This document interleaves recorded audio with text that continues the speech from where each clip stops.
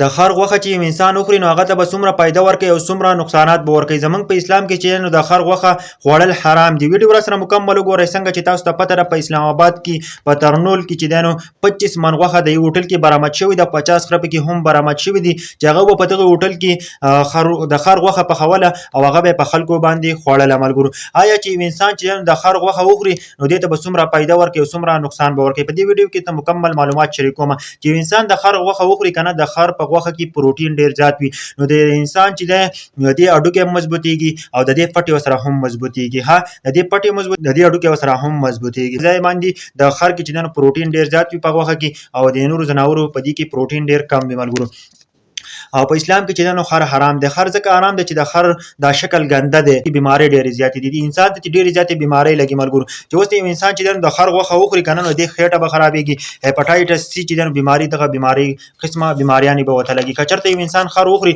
نو دا قسمه بیماریانې به وته لګي ځکه چې په اسلام کې خر حرام دی او د خر غوښه حرامه ده. اوس چې نو په اسلام آباد ترنول کې چې کوم واقع راغلی د دې دا خبره کوي کنه چې دا موږ د چین والا د پاره پخ کړی دي. د چین والا د پاره به 25 من غوښه پخه او 50 خره نه زیات خره دي. ولې چین والا دلته دومره ډیر دي چې ته ولې دومره غوښه پخې. ملګرو دا چې د په اسلام آباد کې واقع راغلی ډیر د افسوس مقام دی کنه چې موږ مسلمانان یو او بیا هم زمونږ په اسلام آباد کې چې نو داسې کارونه کیږي. لاول په لاهور کې چې د خر غوښه پخوري هغه خو چې نو برآمد شو، بیا خو چې نو فود اتارټي والا چې نو په دې باندې چاپه واله او دغه هوټل ګیر کړی دی چې په دې کې د خرو غوښه پخېږي او خرو غوښه انسان له چې نو دا ډیر زیات غټ نقصان هم ورکوي. ګورې ښه هپاټایټس سی وته هم لګي، خېټه هم خرابېږي، نور قسمه هم بیماری ورته لګي.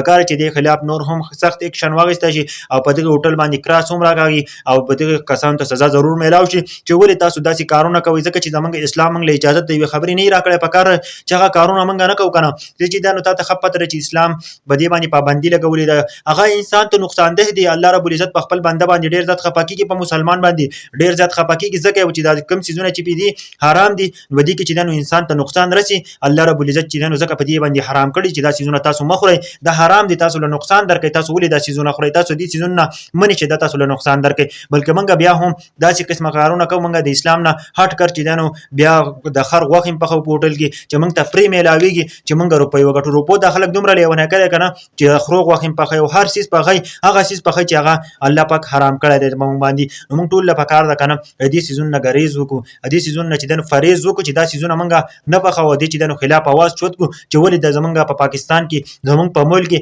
ولې موږ چې د ټول مسلمانانو او د اسلام په نوم باندې دا ملک آزاد شوی دی او هغه کې بیا هم په اسلام آباد کې په هغه دارالخلافه کې چې هغه د وزیر اعظم هاوس هم موجود دی هغه خاصه جوړ کړی دی. هغه کې بیا هم د خر غوښه پخېږي په کار چې دغه هوټل والا ته ټول ته پانسي میلاو شي چې دیو پانسي کړل شي چې بیا بل کس چې نو داسې کسي نه کوي. نو زما دا ویډیو ټول پښتنو ته ضرور رسوي یار زه ډیر زیات خپه کړم چې ولې د خر غوښه په چې دنو په هوټلو کې پخېږي او ولې چې دنو زمونږ پاکستان بدناميږي، زمونږ اسلام بدناميږي چې اسلام کم سیز نه منع کړل ته په هغه باندې ریسرچ وکړه هغه بالکل چې دنو د انسان لپاره نقصان چوالي چې چرته په دې خر د ریسرچ وکړي خامخا په دې کې انسان لپاره ډیر غټ نقصان وي.